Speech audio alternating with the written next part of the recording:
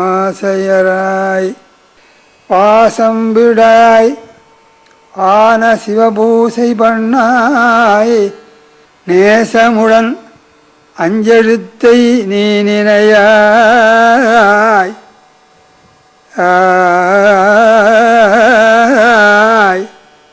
சீ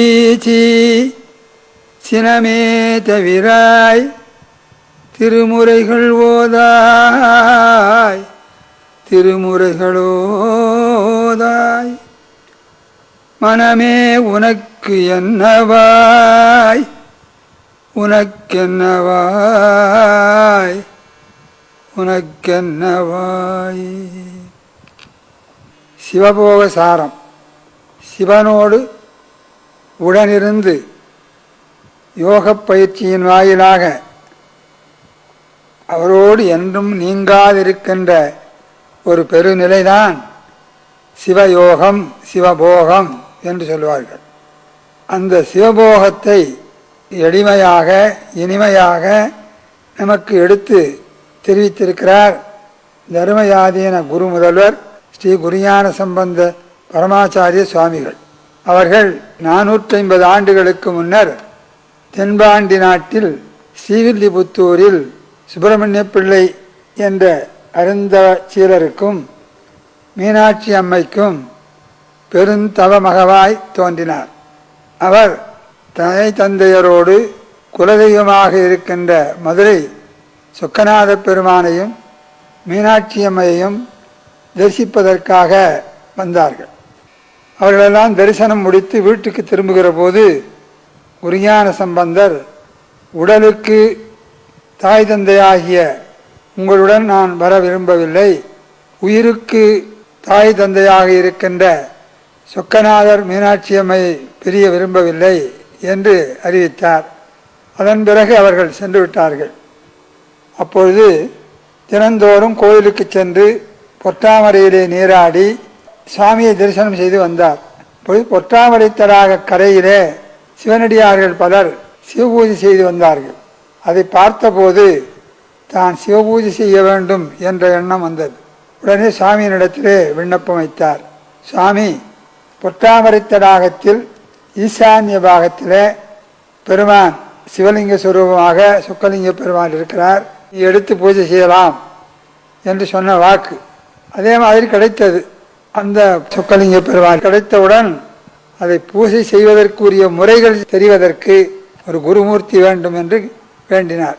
அப்போது திருக்கைலாய பரம்பரை மரபிலே வந்த திருவாரூர் கமலை ஞானப்பிரகாசர் உனக்கு குரு என்று கனவிலே அவருக்கும் தோன்றி இவருக்கும் சொன்னார்.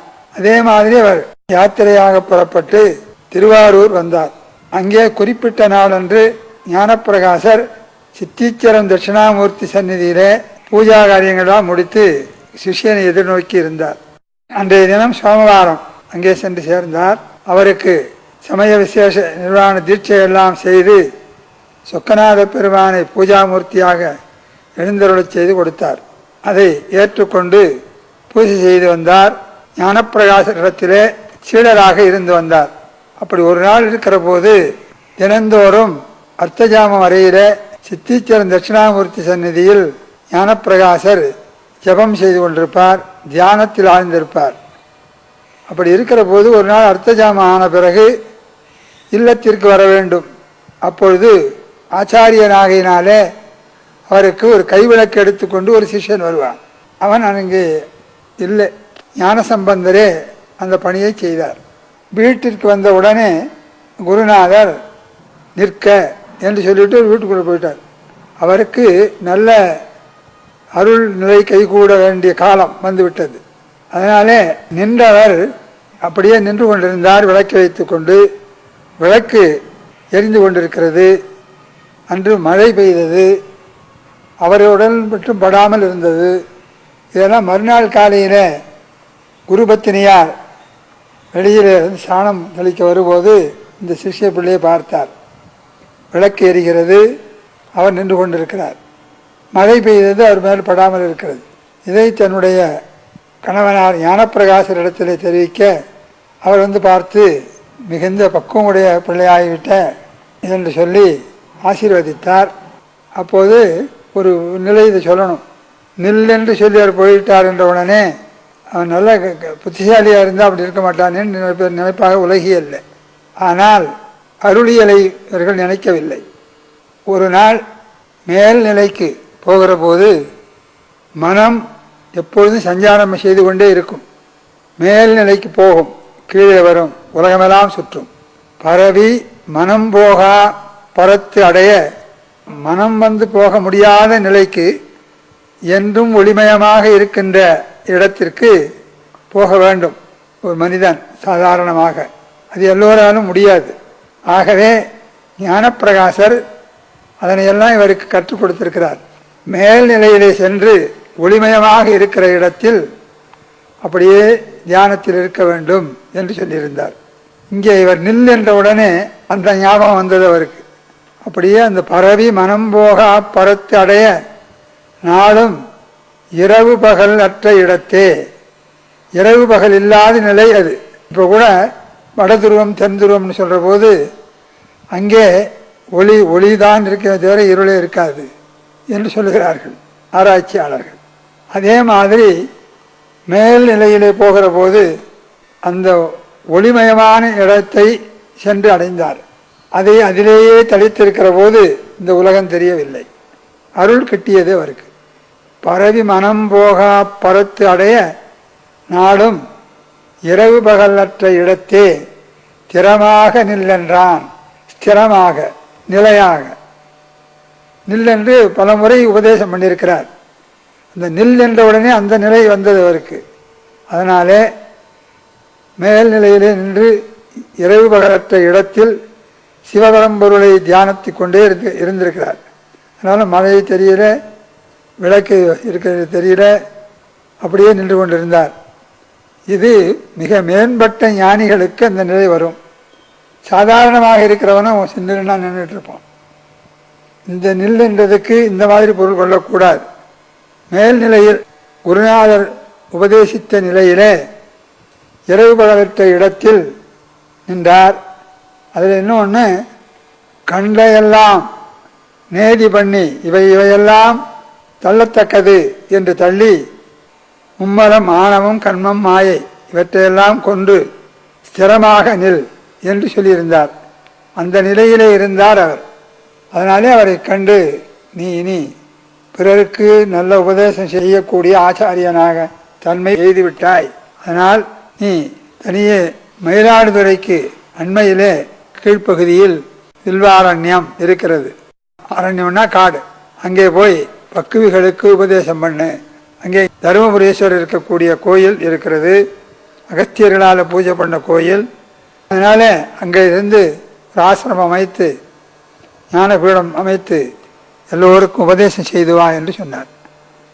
அந்த நிலையிலே குருஞான சம்பந்தர் வருவதற்கு அஞ்சி அவர் சொன்னார், ஆச்சாரியனை பிரிந்து வருவது என்பது அவ்வளவு சுலபமான விஷயம் அல்ல. அவர்களிடத்தில் கிடைக்கக்கூடிய அனுபவம் இருக்கிறதே, அதை விட்டு பிரிய மனம் இல்லை அவருக்கு. அதனால போவதற்கு கொஞ்சம் தயக்கம் காட்டினார். அதன் பிறகு குருநாதர் உபதேசம் பண்ணார், குருவாரந்தோறும் வருவாய் என்று சொன்னார். இது பிரியத்துக்கு மனம் இல்லை, ஆனால் குருவாரந்தோறும் வந்துட்டு போகணும். 25 மைல் இருக்கிறது திருவாரூர். குருவாரந்தோறும் அந்த ஞானப்பிரகாசரை போய் தரிசித்து வந்தார் அவர் காலம் இருக்கும் வரையில். அதோடு கூட குருஞான சம்பந்தர் அவர் இருக்கிற போதே அவர் முத்தி நிலை எழுதிவிட்டார் ஞானப்பிரகாசர். அதனாலே ஞானப்பிரகாச மாலை என்று ஒரு நூல் செய்திருக்கிறார். அப்போது குருவாரந்தோறும் வருக என்று சொன்னாயே, இப்பொழுது யார் வந்து பார்க்கறது அப்படின்னு கேட்கிறார் ஒரு பாடலில். அந்த மாதிரி குருவிட்ட எவ்வளவு பக்தி உடையவர்களாக இருக்கிறார்களோ அந்த அளவிற்கு அவருக்கு ஞானம் கைவரும். அந்த நிலையிலே ஞானசம்பந்தர் பெருநிலை எழுதினாலும் கூட அவர் வைத்த இந்த தருமபுராதீனம் திருமணம் இருக்கிறதே, அதற்கு பெயர் சொல்லுகிறார் குருஞான சம்பந்தர். ஞானப்பிரகாசன் மடாலயம், இது தன் பெயரால் வைக்கிறவர். ஆகவே நமக்கென்று ஒன்றில்லை, எல்லாம் இறைவனுடையது அந்த கருத்திலே தான் வாழ்ந்திருக்கிறார்கள் என்று தெரிய வருகிறது. அந்த நிலையிலே சொன்னார், நான் போகிறேங்கிற சொல்றதுக்கு பதிலாக ஒரு பாட்டு, அருமையான பாட்டு. கணக்கும் பொதிக்கும் வெயிட் கணக்கக்கூடிய பொருள் இருக்க பொதி, அதற்கும் அதை தாங்கி செல்லுகின்ற எருது இருக்க காளை, அது மேலே ஒரு பாரத்தை வைத்தால் இவ்வளவுதான் நான் தூக்குவேன் சொல்லாது, மனிதன் சொல்லுவான். அது மாதிரி கணக்கும் பொதிக்கும், பொதி மூட்டை நான் இவ்வளோதான் இந்த சாக்கில் இருப்பேன்னு சொல்லலை, அரை மூட்டை வச்சாலும் ஒரு மூட்டை வச்சாலும் அது இருக்கும்.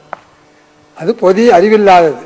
ஆனால் அங்கே அதை சார்ந்திருக்கக்கூடிய பொருள் இருக்க அதை ஏற்று போகிறது, அதுக்கு 5 அறிவு இருக்குது.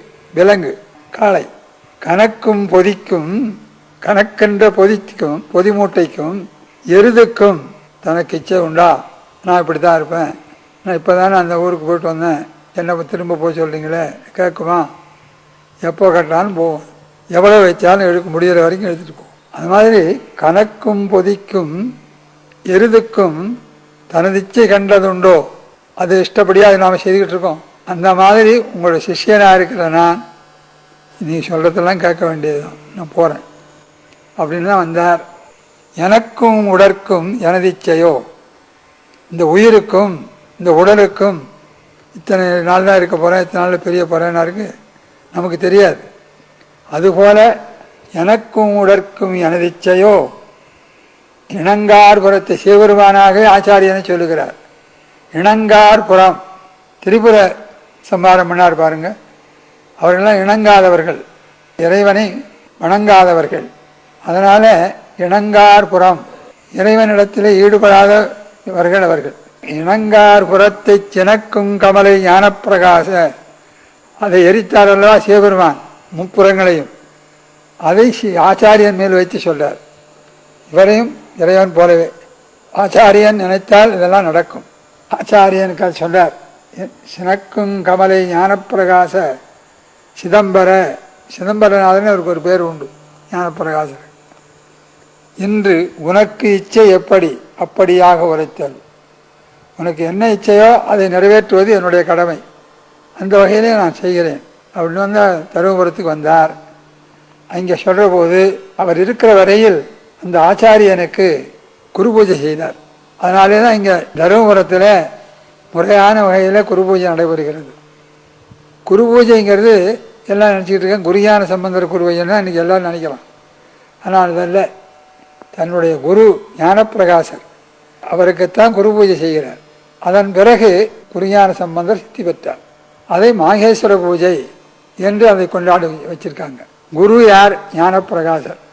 ஞானப்பிரகாசன் மடாலயம் என்று தான் சொன்னார். இதோட குருஞான மடம்னு சொன்னார் அவர். அதே மாதிரி இவர் அடைந்த திருநாளை மாகேஸ்வர பூஜை, அடியார்களுக்கு உணவளித்து சிறக்க வேண்டியது என்று அதை பட்டின பிரவேச திருநாளாக வச்சுருக்காங்க. இப்போ அந்த குருஞான சம்பந்தரை அவருடைய குருபூஜை தினத்தன்று அவருக்கே அந்த பட்டின பிரவேசத்தை, அவருடைய திருவுருவத்தை பஞ்சலோகத்தில் செய்து அதை சிவிகையில் ஏற்றி எழுந்தருளச் செய்து 4 வீதியும் பலம் வரும்படியாக ஞான சம்பந்தருடைய குரு பூஜையை நாம் கொண்டாடுகிறோம். குரு பூஜை என்று நாம் சொல்றதற்க நம்ம ஆச்சாரியனுக்கு குரு பூஜை செய்யறதோட கூட திதி கொடுக்கிறவர்கள் குடும்பத்தில் தந்தைக்கு கொடுக்குறவன் அவனுடைய பாட்டனை கொடுப்பான். அதுக்கு மேலே இருக்க 3 தலைமுறை கொடுப்பார்கள், முப்பாட்டன் என்று. அதுக்கு மேலே விட்டுடுவாங்க. இது தைலதாரை போல திருக்கைலாயத்தில் தொடங்கி இன்று வரை வந்த வழி வழியாக அந்த ஞான நெறியை, சைவ சித்தாந்த நெறியை பாதுகாத்து வருகின்ற அத்தனை குருமார்களையும் நாம் வழிபட வேண்டும். ஒவ்வொரு நாளும் குரு பூஜை உண்டு.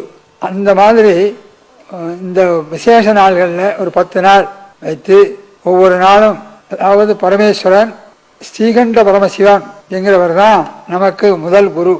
அதை அடுத்து நந்தியம் பெருமான், அதன் பிறகு சனத்குமாரர், சத்தியஞான தரிசனி, பரஞ்சோதி மாமுனிகள், மெய்கண்டார், அருணந்தி சிவம், மறைஞான சம்பந்தர், உமாபதி சிவம், அருள் நமச்சிவாயர், கங்கை மெய்கண்டார், காழி சிற்றம்பல நாடிகள், ஞானசம்பந்த முனிவர், அதன் பிறகு சிவபுரம் ஞானப்பிரகாசர், சிவபுரம் தத்துவ பிரகாசர், கமலை பழுதிகட்டி ஞானப்பிரகாசர். இவர்தான் கமலை ஞானப்பிரகாசருடைய தந்தை. அப்பா பிள்ளை அவர்கள் 2 பேரும் ஆச்சாரியனாக வழி வழியாக வந்தவர்.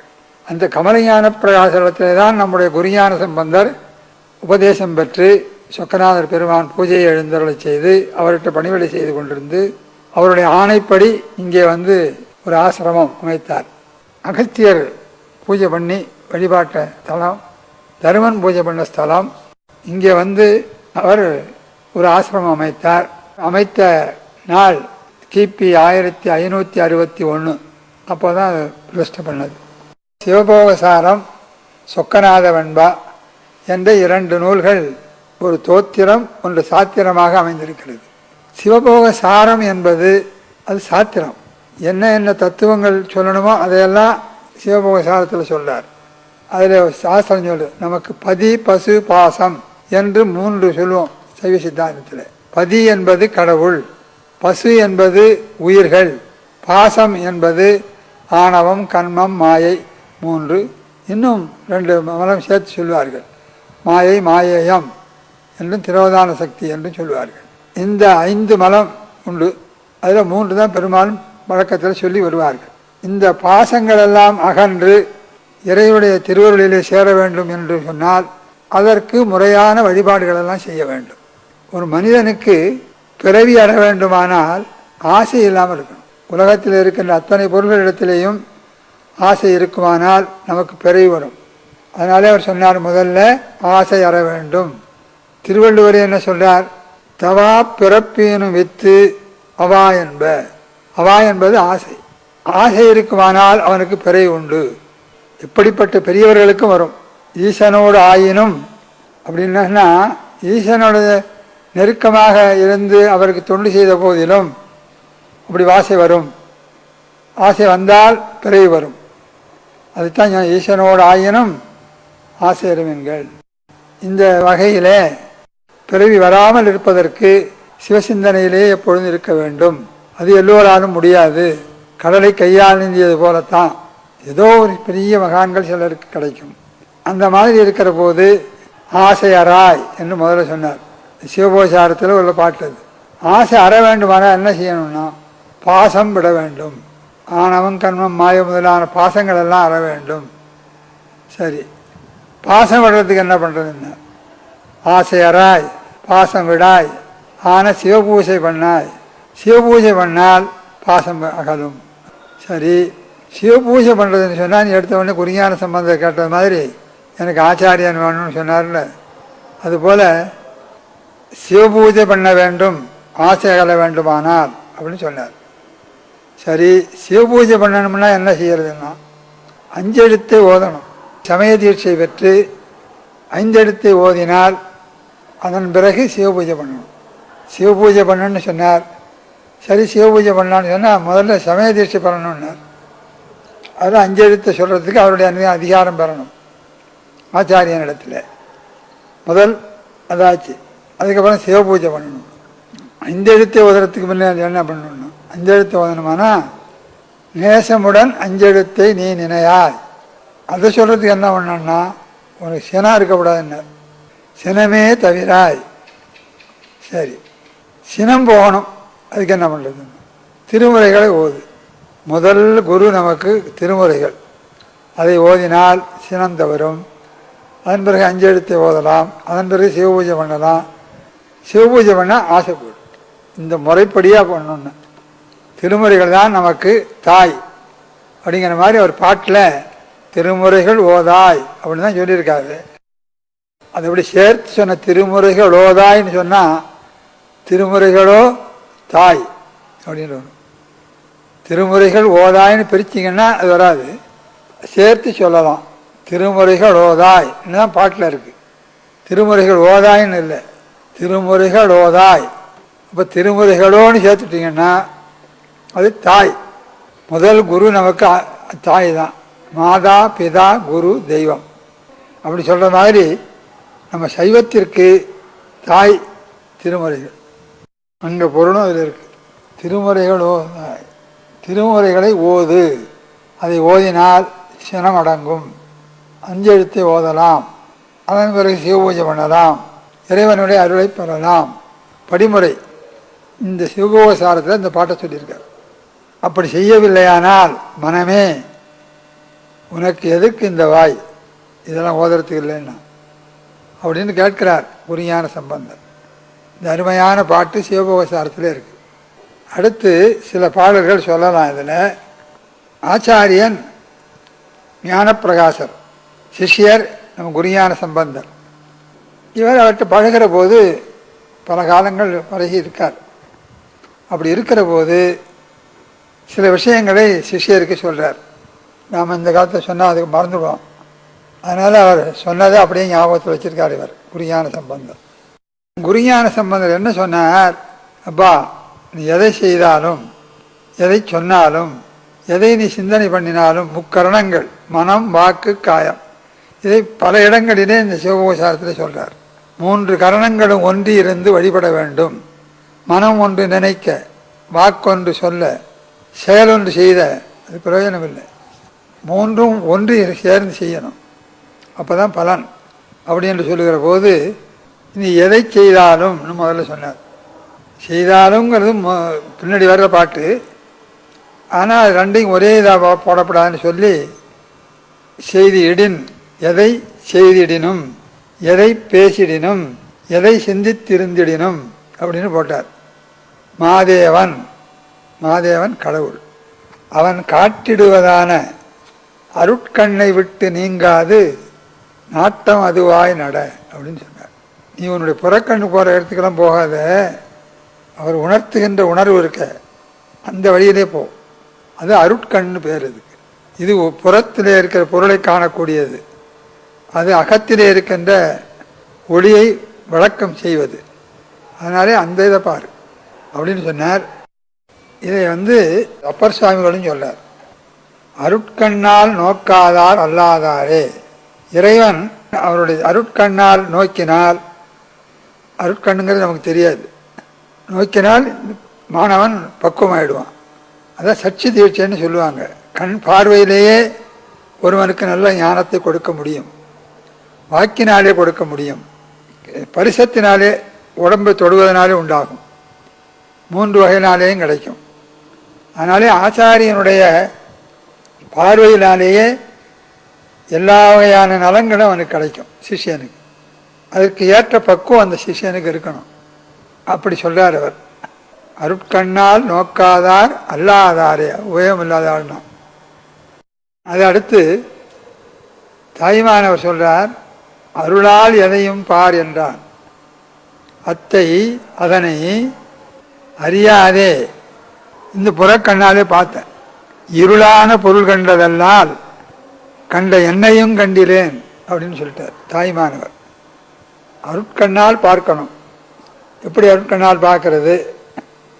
அதுக்கு நம்ம குருஞான சம்பந்தர் சொல்றார், எதை செய்தாலும், எதை சொன்னாலும், எதை சிந்தித்தாலும் அருட்கண் உணர்வோடு பார். ஆச்சாரியனுடைய உபதேசம் உனக்கு கிடைக்கும். அவருடைய பார்வையிலே நீ எப்பொழுதும் இருக்கிறாய். நீ நல்ல நிலைக்கு வருவாய். நீ அலட்சிய புத்தி பண்ணினா போச்சு. அந்த கண்ணோட பாருன்னார். அந்த கண் இவருக்கு தெரியாது. அந்த பணி செய்கிற நிலையிலே தான் நமக்கு அது சித்திக்கும்.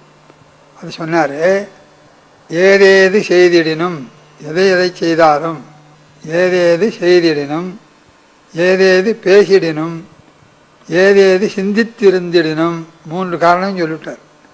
மாதேவன் கடவுள், மாதேவன் காட்டிடுவதான, அவன் காட்டுகின்ற அருட்கண்ணை விட்டு நீங்காது.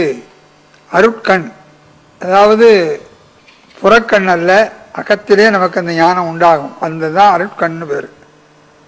அருட்கண்ணை விட்டு நீங்காது. அந்த கண்ணிலே, இந்த கண்ணை எடுத்து அங்கே வச்சு பாரு, அந்த கண்ணை இங்கே வச்சு பாரு, இதை எடுத்து அங்கே வைக்காது அப்படின்னு சொன்னார். ஆனால் இது அருளியல்லையும் அந்த ஆச்சாரியனுடைய கண்ணை எடுத்து நம்ம இடத்துல பார்த்தா நமக்கு எல்லாம் நல்ல தெளிவான ஞானம் கொண்டாகும் அப்படிங்கிற கருத்து இதில் இருக்குது. செய்திடம் பேசிடினும் சிந்தித்திருந்திடினும் மாதேவன் காட்டிடுவதான அருட்கண்ணை விட்டு நீங்காது. அந்த நாட்டத்தையே நீ வச்சுக்கிடு, உங்கள் நாட்டத்தை விட்டுடு, அதை எடுத்துக்க, அந்த வழியிலே போ, உனக்கு எல்லாம் நல்ல முறையில் நடக்கும் அப்படின்னு சொன்னார். சரி சொன்னது ஆச்சாரியன், நாமெல்லாம் அலட்சியப்படுத்திடுவோம். ஆச்சாரியன் சொன்னதை வேத வாக்கா வச்சு அதை நடத்திட்டு வந்தார். பரிசு பண்ணி பார்க்குறார், இருந்து பார்க்குறாரு ரொம்ப நாள் ஆச்சு. சில காலம் போன பிறகு அது அப்படியே சித்திச்சுட்டுது இருக்கு. என்ன தெரியுது, முதல்ல எல்லாம் நான் செய்தேன், நான் இந்த கட்டடத்தை கட்டினேன், நான் இதை பண்ணேன் அதை பண்ணேன்னு இப்போ நீங்கள் நாம் சொல்லிக்கிட்டு இருக்கோம். ஆனால் சிந்திச்சு பார்க்குற போது இவருடைய செயல் ஒன்றுமே இல்லைன்னு புரிஞ்சு போச்சு. அவருக்கு எல்லாம் கடவுள் தான் செய்கிறார். கடவுள் செயல் இல்லாமல் நான் ஒன்றையும் செய்ய முடியாது, செய்தானே கெட்டுப்படும். அதுக்கு ஒரு பாட்டு ஒன்று சொல்கிறார் சிவபோசாரத்திலே. இதை என்ன சொன்னார், நாட்டம் அதுவாய் நட, அந்த அந்த கண்ணை உன் கண்ணில் வச்சு பாரு. அவர் சொன்ன அறிவு கண் இருக்கு பாருங்க, அதை வச்சு இந்த உன் கண்ணோட வச்சு பாரு, எல்லாம் உனக்கு தெளிவாக தெரியும் அப்படின்னார். சரி, அனுபவத்தில் வருகிற போது யோசனை பண்ணி பார்த்தாரு. ஏதேது செய்தாலும் இடின்னு போட்டாருங்க. 5ஆம் வேற்றுமை உருவுன்னு சொல்லுவாங்க. ஆள் என்ற 3ஆம் வேற்றுமை உருவில் வச்சு ஆள் என்று சொல்கிறார். செய்தாலும் சொன்னாலும் சிந்தித்தாலும் ஆடு போட்டார். அங்கே செய்திடனும் சொல்லிடினும் பேசிடினும் சிந்தித்திருந்திடினும் இடின்னு போட்டார். இடின்கிறது தமிழ்துறையில் இலக்கணம்.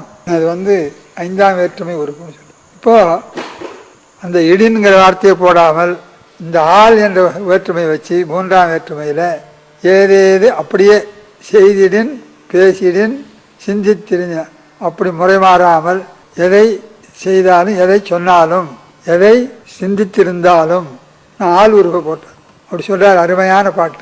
ஏதேது செய்தாலும் சாமிகிட்ட சொல்கிறார், குருக்கிட்ட. சாமி, நீங்கள் இத்தனை வருஷத்துக்கு முன்னே, 1 வருஷம் 10 நாளைக்கு முன்னே 50 நாளைக்கு முன்னே இந்த மாதிரி சொன்னீங்க. அப்போ எனக்கு அது புரியல, சொன்னது இருந்து பார்த்தேன், இப்போ தான் கொஞ்சம் தெளிவு வந்தது எனக்கு, அதான் நான் உங்கள்கிட்ட தெரிவிக்கணும்னு சொல்கிறேன். சொல்லு பாபு. ஏதேது செய்தாலும் ஏதேது சொன்னாலும் ஏதேது சிந்தித்திருந்தாலும் மாதேவா, மாதேவன் அங்கே சொன்னார். மாதேவா, இறைவா, நின் செயலே என்று, உன் செயல். நான் எது செய்தாலும் என் செயல்னு நான் இதுவரை நினச்சிக்கிட்டு இருந்தேன், இந்த குருட்டு கண்ணை வச்சுக்கிட்டு. ஆனால் உன்னுடைய கண்ணை வச்சு நான் பார்க்குற போது என் செயலே இல்லைன்னு தெரிஞ்சு போச்சு. சிந்திச்சு பார்த்தேன் பல நாளாக, நாம் தானே செய்கிறோம் நான் சொன்னேன். பார்த்தா நான் என்னத்தை செய்கிறது, ஒன்றை நினைக்கின் அது ஒழிந்திட்டு ஒன்றாகும், அன்றி அது வரினும் வந்தெய்தும், ஒன்றை நினையாத முன்வந்து நிற்பினும் நிற்கும், எனையாலும் ஈசன் செயல். ஒரு பாட்டு பாடியிருக்காரு. அந்த மாதிரி என்னென்ன பண்ணி பார்த்தேன். நீ சொன்ன அந்த அந்த உன்னுடைய அருட்கண்ணை வைத்து பார்த்தேன், அது சித்திக்குது.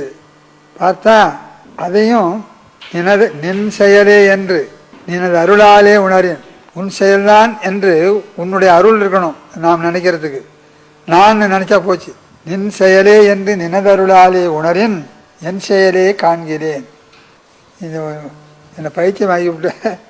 நான் இது வரைக்கும் சொல்லிக்கிட்டு இருந்தேன், இப்போ எல்லாம் உன்னுடைய செயல்னு புரிஞ்சு போச்சு எனக்கு. அதனால் அந்த திருவருள் வயமாக என்னை ஆக்கிவிட்டாய். அந்த சிந்தனை எனக்கு கை கூடியது. ஆகவே நான் செய்தேன்னு ஒன்றுமே சொல்ல முடியல, எல்லாம் இறை செயல், உன்னுடைய குருநாதன் உன்னுடைய செயல் அப்படின்னு சொல்லிட்டார். முதல் பாட்டை சொல்லுகிற போதே சித்தி தருநாதன், தென்கமலை வாழ்நாதன், பத்தி தருநாதன், பரநாதன், முத்தி பெருநாதன், ஞானப்பிரகாசன், உண்மை தருநாதன் நம் குருநாதன். நம் குருநாதன் ஞானப்பிரகாசன்.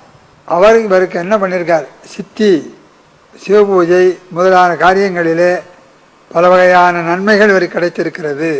சிவபூஜா தத்துவங்கள் எல்லாம் அவருக்கு தெரிஞ்சிருக்கிறது.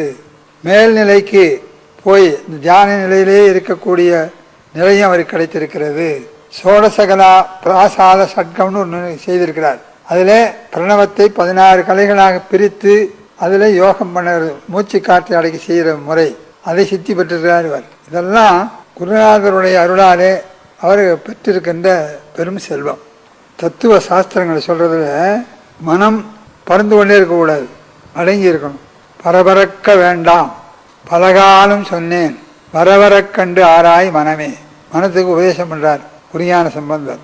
எல்லாம் ஆச்சாரியனுடைய அனுக்கிரகத்தினால வந்த எண்ணங்கள். பரபரக்க வேண்டாம், பலகாலம் சொன்னேன், வரவரக் கண்டு ஆராய் மனமே. பரபரத்து இருந்தால் என்ன நீ அனுபவிக்கிற, அது இல்லாமல் இருந்தால் என்ன அனுபவம் வருது உனக்கு அப்படிங்கிறத வர வர கண்டு ஆராய்ந்து முடிவு பண்ணு அப்படின்னு சொல்கிறார். ஒருவருக்கும் தீங்கு நினையாதே, யாருக்கும் தீங்கு பண்ணக்கூடாது. செய் நன்றி குன்றாதே, ஒருவர் செய்த உபகாரத்தை நாம் மறக்கக்கூடாது. அதற்கு கைமாறு நாம் செய்யணும். செய் நன்றி குன்றாது ஏங்கி இளையாது இரு அப்படின்னு சொன்னார். இது ஒரு பாட்டு. இதுக்கு பதில் சொல்கிற மாதிரி ஒரு பாட்டு இருக்குது. அவரவர் வினை வழி அவரவர் வந்தனர், அவரவர் வினை வழி அவரவர் அனுபவம், எவர் எவருக்கு உதவினர். இவர் ஒன்றா அவர் ஒன்றாங்க. கடவுள் நினைக்கலன்னா முடியுமா? எவர் எவருக்கு உதவினர், எவர் எவருக்கு உதவினர். இப்போ தான் அடைஞ்சல் பண்ணான்னு அவங்க கெடுத்துட்டாங்கண்ணா. அவங்க எடுக்கலை, உன்னுடைய யோகியதை தக்கபடி கடவுள் அவன் மூலமாக செய்கிறார். எவர் எவருக்கு உதவினர்.